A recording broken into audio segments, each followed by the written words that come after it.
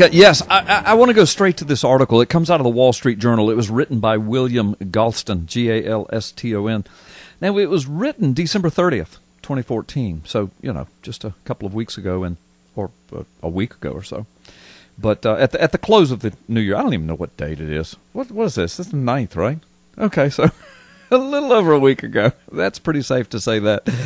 All right, but William Galston, he wrote this article, and of course, since it came during the holidays, you didn't hear much about it. Now, you wouldn't have heard much about it from the mainstream media because they would not have liked the title, much less the findings and the facts. The title is The Christian Heart of American Exceptionalism. The subtitle is Democrats, take note. Religious belief is strong in the U.S., and it cuts across party lines.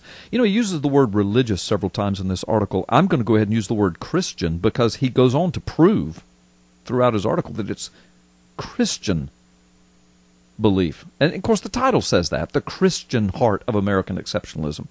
But he continually uses, what he's doing is, when he uses the word religious, he means Christian. I mean, that's obvious. And it used to be you could use those terms as synonyms, but now, if you say religious, what does that mean?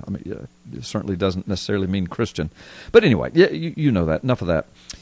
Let me just read some of this to you right up front. It says, the United States does continue.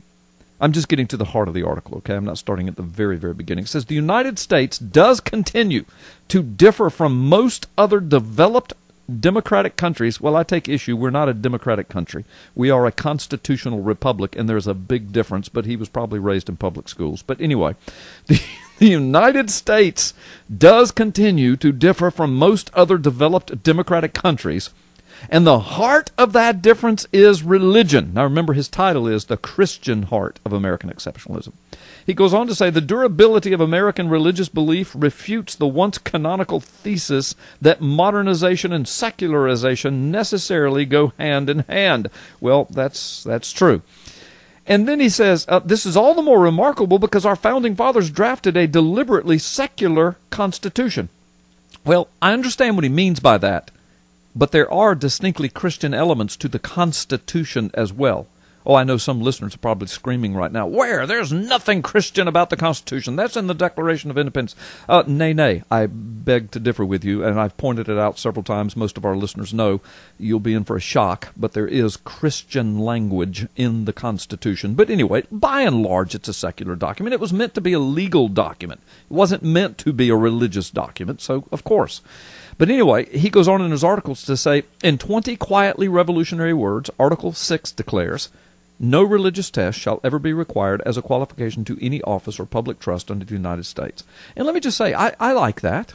I like that. Otherwise, Congress could say, only Presbyterians can be politicians in America, or only Lutherans, or only Catholics, or only Baptists, or only Assembly of God. I like that. No religious test. And the bottom line, people say, yeah, but would you want an atheist in there? Listen, we've had atheists in office. Here's the deal. Under the Constitution, see, this is not a theocracy. Jesus Christ hasn't returned yet. I'm looking forward to the rule and reign of Jesus Christ. But until then, we're just living in a fallen world. And the best place this world has ever had has been the Constitutional Republic of the United States of America, founded on Judeo-Christian principles and foundations. That's the purpose of this article, the Christian American Exceptionalism. And so I can say that the way our Constitution is written, that even if you're an atheist, if you will defend the Constitution and uphold the law, see, the Muslim we've got in the White House now won't defend the Constitution and breaks the laws, and our Congress lets him. And so does the Supreme Court, and so does the FBI and the CIA.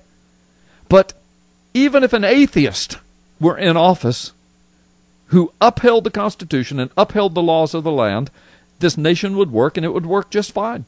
And even we Christians would be happy with the job he would be doing as president. That was brilliant on the part of our founding fathers. So anyway, but listen to this. He says, if you doubt all of this, take a look at this survey from the Pew Research Center released without much fanfare 2 weeks ago, and that would have been back in mid-December.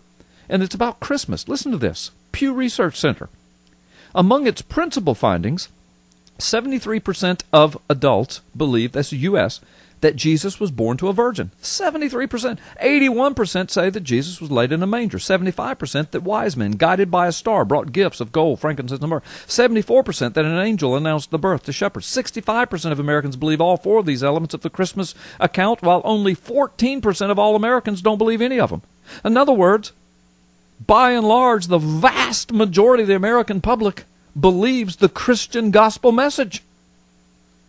That's what he's saying. I mean, all of these years later, with all of the diversity that we now have over the past 225 years, with all of the attacks of evolution and abortion and radical homosexuality and the atheist movement, all of that, still 70 to 80% of our nation says the entire Christmas account, we believe it. We believe every bit of it. And by the way, every poll that's been taken right up to of late, just asking people, listen, are you a Christian? What are you? 80-something% of Americans always say, I'm a Christian. Now, listen, I know that doesn't mean born-again, Bible-believing, Jesus-loving, church-attending Christians. I know that. But it means we're not Muslim. We're not Buddhist. We're not Hindu. We're not even atheist. We're not even secular. The Christian exceptionalism of the heart of America. It's why we're the greatest nation the world has ever seen. How you like them apples? Oh, there's so much more we could talk about, so much more to say, but we got to take a time out.